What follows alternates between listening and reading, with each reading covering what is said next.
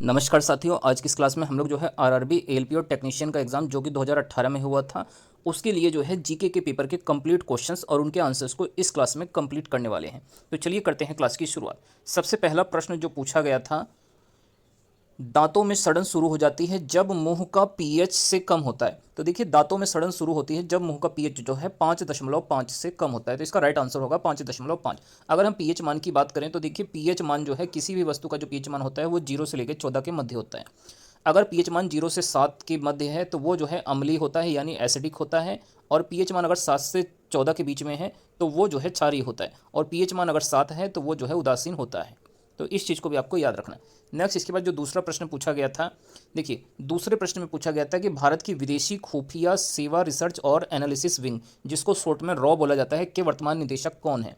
तो ये प्रश्न उस समय के अकॉर्डिंग का है। तो इसका जो राइट आंसर उस समय के अनुसार था अनिल कुमार धस्माना। ये जो है भारत की जो खुफिया एजेंसी है रॉ के वर्तमान निदेशक थे। नेक्स्ट, इसके बाद देखते हैं अगला प्रश्न।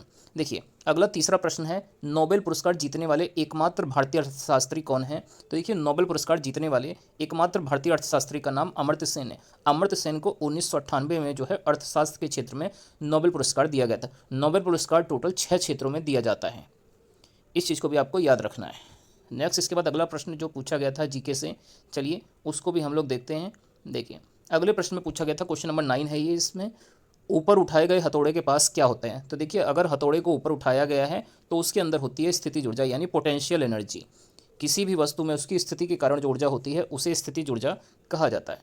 नेक्स्ट, इसके बाद अगला प्रश्न है, मास m के साथ चलती हुई वस्तु की गतिज ऊर्जा E का मूल्य क्या होगा यदि इसकी गति v से बढ़ाकर 2v तक दोगुना किया जाता है। तो देखिए, जो गतिज ऊर्जा का फॉर्मूला होता है E बराबर होता है हाफ mv²। यदि वेग को 2 गुना किया जाएगा तो यहाँ पर जो है 2v का स्क्वायर होकर ये 4v² हो जाएगा, अर्थात गतिज ऊर्जा जो है 4 गुनी हो जाएगी। तो इसका राइट आंसर होगा 4E।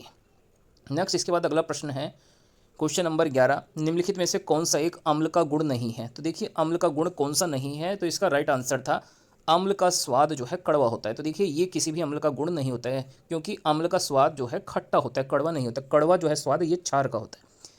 इसके अलावा अगर हम इसके अन्य विकल्पों की बात करें तो अम्ल नीले लिटमस को लाल कर देता है, ये कथन बिल्कुल सही है। अम्ल का स्वाद खट्टा होता है, ये भी कथन देखिए सही लिखा हुआ है। और अम्ल क्षार के साथ मिलकर लवण बनाता है, तो ये भी जो है सही कथन दिया गया है। तो ये तीनों सही हैं। अम्ल का स्वाद कड़वा होता है, ये जो है कथन गलत दिया गया है। नेक्स्ट, इसके बाद देखते हैं अगला प्रश्न क्या पूछा गया था इसमें जो है। देखिए, अगले प्रश्न में पूछा गया था, मानव नरों में मूत्र और वीर्य के प्रवाह के लिए एक ही अनाग है जिसे कहते हैं। तो देखिए, मानव नर के अंदर जो मूत्र और वीर्य के प्रवाह के लिए एक अनाग होता है उसको कहा जाता है मूत्र मार्ग, यूरेथ्रा जो है उसको कहा जाता है। नेक्स्ट, इसके बाद अगला प्रश्न पूछा गया था, एम कक्ष में शामिल हो सकने वाले इलेक्ट्रॉनों की अधिकतम संख्या कितनी होती है। तो इसका राइट आंसर होगा 18 इलेक्ट्रॉन उसमें अधिकतम हो सकते हैं। तो देखिए, मैं आपको थोड़ा सा यहाँ पे डिटेल में बताना चाहूँगा। देखिए, यहाँ पे 4 ये कक्ष होते हैं, के, एल, एम और एन। के कक्ष में जो है अधिकतम इलेक्ट्रॉनों की संख्या 2, एल कक्ष में जो है अधिकतम 8, एम कक्ष में अधिकतम जो है 18 इलेक्ट्रॉन हो सकते हैं और एन कक्ष में अधिकतम 32 इलेक्ट्रॉन जो है शामिल हो सकते हैं। तो 2, 8, 18, 32 ये सीक्वेंस आपको याद रखना है। नेक्स्ट, इसके बाद अगला प्रश्न पूछा गया था, निम्नलिखित में से कौन सा एक एम्फोटरिक ऑक्साइड है। तो देखिए, एम्फोटरिक यानी उभयधर्मी ऑक्साइड का जो है एग्जाम्पल इसमें से है एल्यूमिनियम ऑक्साइड। एल्यूमिनियम ऑक्साइड इसका राइट आंसर हो जाएगा। नेक्स्ट, इसके बाद अगला जो प्रश्न पूछा गया था, देखिए 19 नंबर के क्वेश्चन में पूछा गया, जब हम आवधिक तालिका के समूहों में नीचे जाते हैं तो क्या होता है। तो सेल की संख्या बढ़ जाती है, the number of cells increase. इसका राइट आंसर हो जाएगा। नेक्स्ट, इसके बाद अगला प्रश्न पूछा गया था, ऊतक क्या होते हैं, व्हाट इज टिश्यू। तो देखिए, वे कोशिकाएं जो मूल रूप से दिखने में और कार्य करने में समान होती हैं उनको जो है ऊतक कहा जाता है। ऊतकों का अध्ययन जो है हिस्टोलॉजी के अंदर किया जाता है। इस चीज़ को भी आपको याद रखना है। नेक्स्ट, इसके बाद अगला प्रश्न पूछा गया था, भारत के किस उत्तर पूर्वी राज्य में 2022 में 39वें राष्ट्रीय खेलों की मेजबानी जिम्मेदारी ली थी। तो देखिए, भारत के उत्तरी पूर्वी राज्यों ने 2022 में 39वें राष्ट्रीय खेलों की मेजबानी की जिम्मेदारी ली है, तो वो है मेघालय राज्य। मेघालय राज्य ने ही इसकी जिम्मेदारी ली थी। नेक्स्ट, इसके बाद अगला प्रश्न पूछा गया था, देखते हैं अगला प्रश्न क्या पूछा गया है। देखिए, अगले प्रश्न में पूछा गया था, प्रारंभिक भारतीय दार्शनिक के अनुसार प्रत्येक वस्तु मूल तत्वों से बनी है। तो प्रत्येक वस्तु कितने मूल तत्वों से बनी है। तो इसका राइट आंसर होगा 5 प्रकार के मूल तत्वों से बनी है। नेक्स्ट इसके बाद अगला प्रश्न पूछा गया, निम्नलिखित में से किस क्षेत्र में सार्वजनिक उपलब्धि के लिए भारत सरकार द्वारा अर्जुन पुरस्कार दिए जाते हैं। तो देखिए काफ़ी साधारण सा प्रश्न है कि अर्जुन पुरस्कार किस क्षेत्र में दिया जाता है। खेलों में उत्कृष्ट प्रदर्शन के लिए जो है स्पोर्ट्स के क्षेत्र में ये पुरस्कार जो है दिया जाता है। नेक्स्ट इसके बाद अगला प्रश्न है, देखिए ये भी करंट अफेयर्स का प्रश्न है, किस भारतीय लेखक ने थिंग्स टू लीव बिहाइंड पुस्तक में कुमाऊं की पहाड़ियों में जीवन का वर्णन किया है। तो इसका राइट आंसर है जो है नमिता गोखले। नमिता गोखले ने जो है थिंग्स टू लीव बिहाइंड पुस्तक में कुमाऊं की पहाड़ियों में जीवन का वर्णन किया है। नेक्स्ट इसके बाद अगला प्रश्न जो इस एग्जाम में पूछा गया था, चलिए इसको भी देखते हैं क्या पूछा गया था। देखिए अगले प्रश्न में पूछा गया था, एक अल्कोहल का क्वथनांक 68 डिग्री सेल्सियस है, केल्विन पैमाने पर इसका तापमान कितना होगा। तो देखिए जब सेल्सियस में हमें टेम्परेचर पता होता है, केल्विन में निकालना होता है, तो हम क्या करते हैं 78 में जो है 273 ऐड कर देते हैं। तो देखिए 8 और 3 11, 7 7 14 1 15, ये टोटल आ जाएगा 351 केल्विन। तो इसका राइट आंसर हो जाएगा 351 केल्विन। नेक्स्ट इसके बाद अगला प्रश्न है, ईसाई धर्म में सबसे प्रसिद्ध चर्चों में से एक सेंट पीटर्स बेसिलिका किस शहर में स्थित है। तो ये स्थित है स्पेन की राजधानी मैड्रिड में। नेक्स्ट इसके बाद अगला प्रश्न देखते हैं क्या पूछा गया था। देखिए अगले प्रश्न में पूछा गया था, क्वेश्चन नंबर ये 42 है, यदि कंडक्टर का प्रतिरोध 2 गुना हो जाता है तो विद्युत धारा आधी हो जाती है, यह किस कारण से होता है।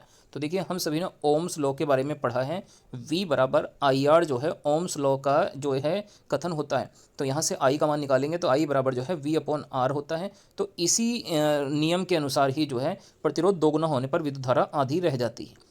नेक्स्ट इसके बाद अगला प्रश्न है, स्वाद का पता लगाने के लिए अभिग्राहक को क्या कहते हैं। तो स्वाद का पता लगाने के लिए अभिग्राहक को कहा जाता है रसवेदी अभिग्राहक, गस्टेटरी रिसेप्टर्स। नेक्स्ट इसके बाद अगला प्रश्न पूछा गया था, देखिए अगला प्रश्न देखते हैं क्या है। देखिए अगले प्रश्न में पूछा गया था, ये करंट अफेयर्स का सवाल है, फरवरी 2018 में तेलंगाना के मुख्यमंत्री कौन हैं, जो तेलंगाना के पहले मुख्यमंत्री भी हैं। तो इसका राइट आंसर था के चंद्रशेखर राव। तेलंगाना राज्य कब गठित हुआ था, तो ये 2 जून 2014 में गठित हुआ था। इस चीज़ को भी आपको याद रखना है। नेक्स्ट इसके बाद अगला प्रश्न है, सार्वभौमिक गुरुत्वाकर्षण कांस्टेंट जी कैपिटल जी के मूल्य की खोज किसके द्वारा की गई थी। तो ये की गई थी हेनरी कैवेंडिश। हेनरी कैवेंडिश ने जो है सार्वभौमिक गुरुत्वाकर्षण कांस्टेंट के मूल्य की खोज की थी, और इसका मान कितना होता है 6.67 गुणा 10⁻⁻11 न्यूटन मीटर स्क्वायर पर किलोग्राम स्क्वायर इसकी वैल्यू होती है। नेक्स्ट इसके बाद अगला प्रश्न है, यदि कोई वस्तु 8 त्रिज्या के वृत्ताकार पथ के चारों ओर जाने में t सेकंड का समय लेती है तो वेग निम्नलिखित में से किसके द्वारा दिया जाता है। तो देखिए वेग बराबर होता है v बराबर होता है 2πr/t। ये वेग निकालने का जो है फॉर्मूला होता है। नेक्स्ट इसके बाद अगला प्रश्न है, जब वस्तु को P और F के बीच में रखा जाता है तब एक अवतल दर्पण द्वारा बनाई गई छवि की स्थिति का पता लगाएं। तो जब एक वस्तु को P और F के बीच में रखा जाता है तो अवतल दर्पण जो प्रतिबिंब बनाता है वो बनाता है दर्पण के पीछे। तो दर्पण के पीछे जो है बिहाइंड द मिरर उसका जो है इमेज बनता है। नेक्स्ट इसके बाद अगला प्रश्न है, अमेरिकन ब्रॉडकास्टिंग कॉरपोरेशन के टीवी कार्यक्रम क्वांटिको में कौन सी प्रसिद्ध भारतीय अभिनेत्री ने अभिनय किया है। तो इसका राइट आंसर है प्रियंका चोपड़ा। प्रियंका चोपड़ा ने अमेरिकी ब्रॉडकास्टिंग कॉरपोरेशन के टीवी कार्यक्रम क्वांटिको में जो है एक महत्वपूर्ण किरदार जो है निभाया है। नेक्स्ट इसके बाद अगला प्रश्न देखते हैं क्या पूछा गया था। देखिए अगले प्रश्न में पूछा गया था, फरवरी 2018 से हैदराबाद की IPL टीम सनराइजर्स हैदराबाद के मालिक कौन है। तो इसका नाम है कलानिधि मारन। कलानिधि मारन सनराइजर्स हैदराबाद टीम के IPL में मालिक हैं। नेक्स्ट इसके बाद अगला प्रश्न देखते हैं क्या पूछा गया था।